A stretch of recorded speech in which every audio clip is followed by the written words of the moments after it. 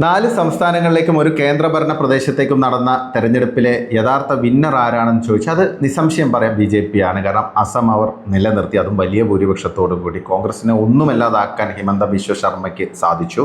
അതുകൂടാതെ ബംഗാളിൽ ചരിത്ര വിജയം സ്വന്തമാക്കി. BJPക്ക് ഒരു ബാലികേറ മലയായിരുന്ന ബംഗാളും അവർ പിടിച്ചെടുത്തു എന്നുള്ളത്. അതും മമതയെ വലിയ രീതിയിൽ പരാജയപ്പെടുത്തി 200-ലധികം സീറ്റൊക്കെ നേടി ആധികാരികമായ വിജയമാണ് ബംഗാളിൽ BJP സ്വന്തമാക്കിയത്. കേരളത്തിലാണെങ്കിലും 3 സീറ്റുകൾ ഇത്തവണ നേടാൻ സാധിച്ചു. നിയമസഭയിൽ പ്രാതിനിധ്യം വന്നിരിക്കുന്നു, വീണ്ടും അക്കൗണ്ട് തുറന്നിരിക്കുന്നു.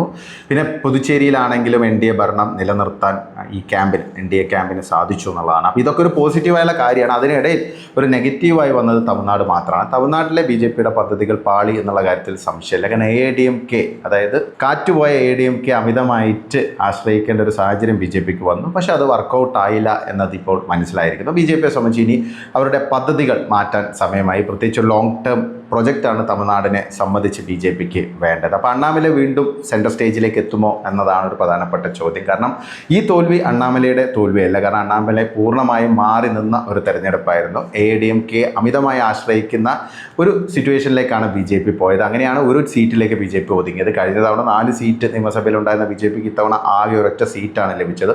ഉദകമണ്ഡലത്തിൽ ഭോജരാജൻ ചെറിയ വോട്ടിന് ജയിച്ചു. അതൊരു ആശ്വാസമായി. അല്ലെങ്കിൽ നിയമസഭയിൽ ഇത്തവണ പ്രാതിനിധ്യമില്ലാത്തൊരവസ്ഥ BJPക്ക് വരുമായിരുന്നു.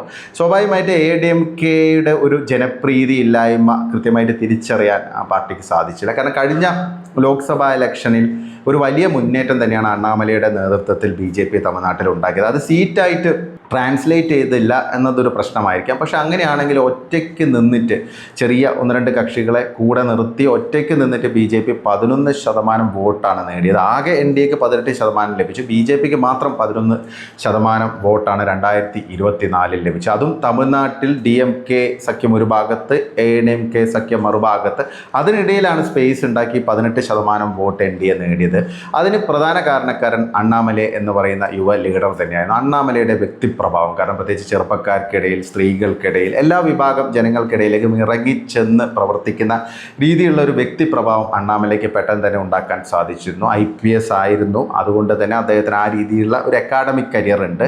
എല്ലാവരും ആരാധിക്കുന്ന രീതിയിലുള്ള ഒരു വാഗ്മി, അതുകൂടാതെ ഒരു കരിയർ, ഇതെല്ലാം ഉള്ള ഒരു വ്യക്തി തമിഴ്നാട് രാഷ്ട്രീയത്തിൽ കൃത്യമായുള്ള ഒരു ഇമ്പാക്റ്റ് ഉണ്ടാക്കിയിരുന്നു എന്നുള്ളതൊരു വസ്തുതയാണ്.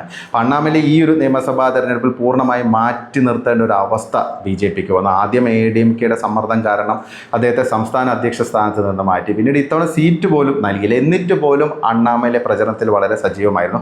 അദ്ദേഹം പ്രചരണത്തിന് ഇറങ്ങിയ മേഖലയിലൊക്കെ വലിയ ആൾക്കൂട്ടത്തെ ആകർഷിക്കാനും BJPക്ക് സാധിച്ചിരുന്നു. അപ്പോൾ ഈ നിയമസഭാ തെരഞ്ഞെടുപ്പ് സത്യത്തിൽ BJP കേന്ദ്ര നേതൃത്വത്തിൻ്റെ ഒരു പരാജയം തന്നെയാണ്, അല്ലാതെ അത് അണ്ണാമലയുടെ പരാജയമല്ല. കാരണം അണ്ണാമലൈ ഒരു ഇറെലവൻ്റ് ആയിരുന്നു ഈ തെരഞ്ഞെടുപ്പിൽ എന്ന് പറയേണ്ടി വരും. എന്തായാലും ആ ഒരു പദ്ധതി പാളിയ സ്ഥിതിക്ക് ഇനി അണ്ണാമലയെ തിരിച്ച് BJP സെൻട്രൽ സ്റ്റേജിലേക്ക് കൊണ്ടുവരുന്നത് തന്നെയാണ് പ്രതീക്ഷിക്കുന്നത്. കാരണം തമിഴ്നാട്ടിൽ BJPക്ക് മുന്നോട്ട് വരണമെങ്കിൽ വ്യക്തിപ്രഭാവമുള്ളൊരു ലീഡർ അത്യാവശ്യമാണ്. പ്രത്യേകിച്ച് താരാധിപത്യവും താരരാജാക്കന്മാരൊക്കെ വാഴുന്ന തമിഴ്നാട്ടിൽ ഒരു വ്യക്തിപ്രഭാവമുള്ള ഒരു ലീഡർ BJPക്ക് വലിയ ഒരു പ്രചോദനമാകും, അല്ലെങ്കിൽ ഒരു പ്രേരണയായിട്ട് മുന്നോട്ട് വരാനുള്ള ഒരു സാഹചര്യം ഒരുക്കും എന്നുള്ളതാണ് ഒരു വസ്തുത. അദ്ദേഹം യുവാക്കളെ വലിയ തോതിൽ ആകർഷിച്ചു. ഇപ്പോൾ എല്ലാവരും പറയുന്ന ഒരു കാര്യം, വിജയ് മുഖ്യമന്ത്രി പദത്തിൽ എത്തിയിരിക്കുകയാണ്. അത്ഭുതകരമായുള്ള മുന്നേറ്റം നടത്തിയാണ് വിജയ് മാസങ്ങൾക്കകം തമിഴ്നാടിൻ്റെ ഭരണം പിടിച്ചത്. പക്ഷേ വിജയുടെ ഈ ഒരു വിജയത്തിൽ ഒരു ചെറിയ റോൾ, അല്ലെങ്കിൽ ചെറുതല്ലാത്തൊരു പങ്ക് അണ്ണാമലയ്ക്കുമുണ്ടെന്നുള്ള കാര്യത്തിൽ ഒരു സംശയം വേണ്ട. എതിരാളികൾ പോലും അത് അംഗീകരിക്കുന്നുണ്ട്. കാരണം ദ്രാവിഡ പാർട്ടികൾക്കെതിരെ ഒരു വികാരം തമിഴ്നാട്ടിൽ ഉണ്ടെന്ന് ആദ്യമായി മനസ്സിലാക്കി അതിനെതിരെ ഒരു പോരാട്ടം നടത്തിയ ലീഡറാണ് അണ്ണാമലൈ. ഒരു കാലത്ത് 2 വർഷം മുമ്പൊക്കെ എന്നും വാർത്തകളിൽ നിറഞ്ഞു നിന്നത്, ഒരു പ്രതിപക്ഷ സ്വരമായിട്ട് നിന്നത് അണ്ണാമലയായിരുന്നു. സ്റ്റാലിനും അണ്ണാമലയും തമ്മിലുള്ള പോരാട്ടങ്ങൾ, DMK മന്ത്രിമാരും അണ്ണാമലയും തമ്മിലുള്ള പോരാട്ടങ്ങൾ, DMKയുടെ അഴിമതി, ADMKയുടെ അഴിമതി, ഇതെല്ലാം പുറത്തു കൊണ്ടുവരാൻ, അല്ലെങ്കിൽ വെളിച്ചത്ത് കൊണ്ടുവരാൻ അണ്ണാമലയ്ക്ക് സാധിച്ചു എന്നുള്ളതാണ്.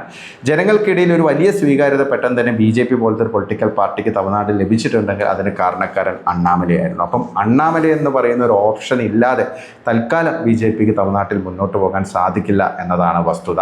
ഇപ്പം വിജയെക്കുറിച്ച് പറയുന്നത്, വിജയ് മുഖ്യമന്ത്രി ആയെങ്കിൽ പോലും അണ്ണാമലൈ ഉഴുതുമറച്ച ആ ഒരു ഭൂമിയിലാണ് വിജയ് കൊയ്തതെന്നാണ് പറയുന്നത്. ഒരു പക്ഷേ വിജയ്ക്ക് വലിയൊരു സ്വീകാര്യതയുണ്ട്, വമ്പൻ താരമാണ്, ബിഗ് സ്റ്റാറാണ്. എല്ലാ വിഭാഗങ്ങൾക്കിടയിലും അദ്ദേഹത്തിന് പെട്ടെന്ന് തന്നെ ആ ഒരു ഇറങ്ങിച്ചെല്ലാനും റിസൾട്ട് ഉണ്ടാക്കാനൊക്കെ സാധിക്കും. പ്രത്യേകിച്ച് ന്യൂനപക്ഷ വോട്ടുകൾ അണ്ണാമലയ്ക്ക് ലഭിക്കാൻ സാധ്യതയില്ല BJPയിലായതുകൊണ്ട്. പക്ഷേ വിജയ്ക്ക് അത് ലഭിക്കും. അതൊക്കെ ഒരു ഫാക്ടറാണ്. വിജയുടെ ഒരു വളർച്ച അല്ലെങ്കിൽ ആ ഒരു മാറ്റം എവിഡൻ്റ് ആണ്. പക്ഷേ അങ്ങനെയാണെങ്കിൽ പോലും അണ്ണാമലൈ ഉണ്ടാക്കിയെടുത്ത ഒരു രാഷ്ട്രീയം അല്ലെങ്കിൽ ഒരു അന്തരീക്ഷം അത് കൃത്യമായിട്ട് യൂട്ടിലൈസ് ചെയ്യാൻ വിജയ്ക്ക് സാധിച്ചു എന്നുള്ളത്. ഇതേ അവസ്ഥ സൗത്ത് ഇന്ത്യയിൽ മുമ്പൊരു സംസ്ഥാനത്ത് BJPക്ക് തിരിച്ചടി ഉണ്ടാക്കിയിരുന്നു. അത് തെലങ്കാനയാണ്. തെലങ്കാനയിൽ ബണ്ടി സഞ്ജയ് എന്ന് പറയുന്ന OBC ലീഡർ, ജനകീയനായ ലീഡറുടെ നേതൃത്വത്തിൽ വലിയ ഒരു മാറ്റം അവിടെ കൊണ്ടുവരാനുള്ള ശ്രമങ്ങളൊക്കെ നടത്തിയിരുന്നു. ഹൈദരാബാദ് മുനിസിപ്പൽ കോർപ്പറേഷനിൽ വമ്പൻ പ്രകടനമൊക്കെ BJP നടത്തി.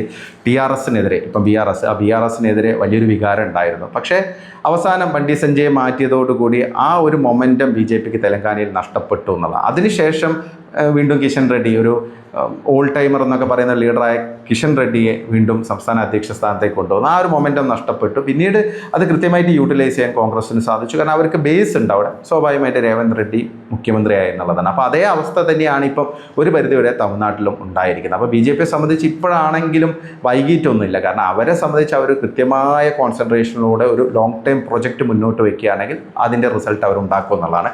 ബംഗാളിൽ ഇപ്പോൾ ഈ പ്രസിഡൻസി റീജിയൻ എന്നൊക്കെ പറയുന്ന മേഖല, മമതയുടെ കോട്ട, കൽക്കത്ത, ഹൂഗ്ലി, ഹൗറ ഉൾപ്പെടെയുള്ള പ്രദേശങ്ങളിലൊക്കെ BJP ഇത്രയും വലിയ മുന്നേറ്റം ഉണ്ടാക്കിയിട്ടുണ്ടെങ്കിൽ തമിഴ്നാട്ടിലും BJPക്ക് അധികം വൈകാതെ നല്ല രീതിയിൽ പ്രവർത്തിക്കുകയാണ് അതിൻ്റെ റിസൾട്ട് ഉണ്ടാക്കാൻ സാധിക്കുന്നത്. അത്രയും റീജിയണലിസ്റ്റും ബംഗാളി വികാരമൊക്കെ ഉണ്ടായിരുന്ന BJP വിരുദ്ധത ഉണ്ടായിരുന്ന ഒരു മേഖലയാണ്.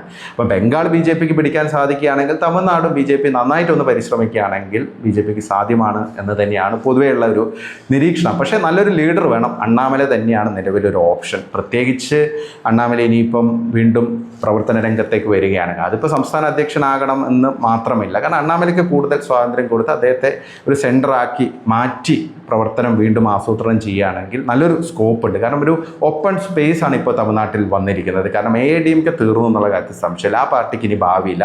അതുകൊണ്ട് തന്നെ കൊങ്കുനാട്ടിൽ ഉൾപ്പെടെ AIADMKയുടെ പരമ്പരാഗത വോട്ടർമാർക്കിടയിലേക്ക് ഇറങ്ങിച്ചെല്ലാൻ ഒന്ന് ശ്രമിച്ചാൽ BJPക്ക് സാധിക്കും. അതുകൂടാതെ തന്നെ വിജയ് എന്ന് പറഞ്ഞാൽ ഒരുപാട് എക്സ്പീരിയൻസ് ഒന്നുമില്ലാത്ത ഒരു ലീഡറാണ്. കാരണം അദ്ദേഹത്തിന് ഒരു എക്സ്പീരിയൻസേ ഇല്ല.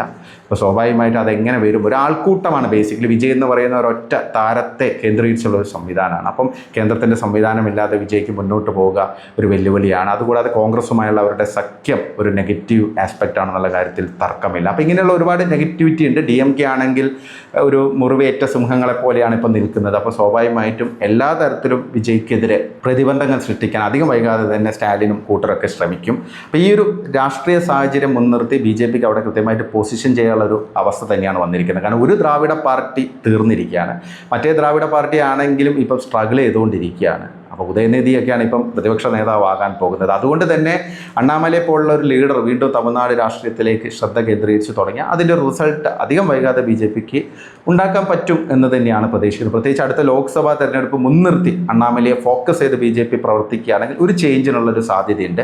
എന്തായാലും BJPയെ സംബന്ധിച്ച് മുന്നേറ്റം ഉണ്ടാക്കുക എന്നുള്ളത് സ്റ്റെപ്പ് ബൈ സ്റ്റെപ്പായി നടത്തേണ്ട ഒരു കാര്യമാണ്. പെട്ടെന്ന് തന്നെ അവിടെ അത്ഭുതങ്ങളൊന്നും സംഭവിക്കില്ല. അപ്പോൾ കഴിഞ്ഞ ലോക്സഭാ ഇലക്ഷനിലാണെങ്കിലും ഒറ്റയ്ക്ക് നിന്ന് 11% വോട്ട് പിടിച്ചു. വെറും 2% വോട്ട് ഉണ്ടായിരുന്ന ഒരു പൊളിറ്റിക്കൽ പാർട്ടിയാണ് 11% ഒറ്റയ്ക്ക് എത്തിക്കാൻ അണ്ണാമലയ്ക്ക് സാധിച്ചത്. അതുകൊണ്ട് തന്നെ ആ ഒരു വ്യക്തിപ്രഭാവം BJPക്ക് തമിഴ്നാട്ടിൽ വളരെ ആവശ്യമാണ്. ഈ ഒരു തെരഞ്ഞെടുപ്പിലെ തോൽവി അണ്ണാമലയുടെ തോൽവിയല്ല. അണ്ണാമലൈ ഇറലവൻ്റ് ആയിരുന്നു. അതുകൊണ്ട് തന്നെ അദ്ദേഹം വീണ്ടും തിരിച്ചു വരുമ്പോൾ ആ ഒരു തിരിച്ചടി അണ്ണാമലയെ ബാധിക്കാൻ പോകുന്നില്ല. അത് BJPക്ക് ഒരു റീവാമ്പിനുള്ള ഒരു അന്തരീക്ഷം ഉണ്ടാക്കും എന്നതാണ് ഒരു വസ്തുത.